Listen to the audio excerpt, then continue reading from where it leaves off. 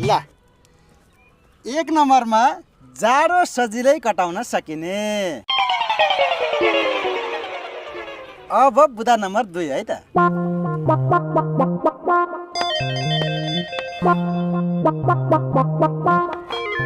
ल बुदा नम्बर 2 मा के भनिएको छ भन्दाखेरि मोजा सजिलै भेटाउन सकिने।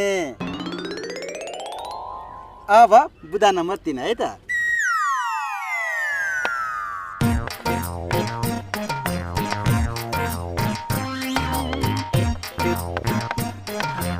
ल बुदा नम्बर 3 मा के भनिएको छ भन्दाखेरि घरबाट निस्किनै मन नलाग्ने, निस्किहाले पनि चाँडै घर फर्किन मन लाग्ने। अब बुदा नम्बर 4 भात ताजा र मिठो खान पाइने। मलाई चाहिँ यति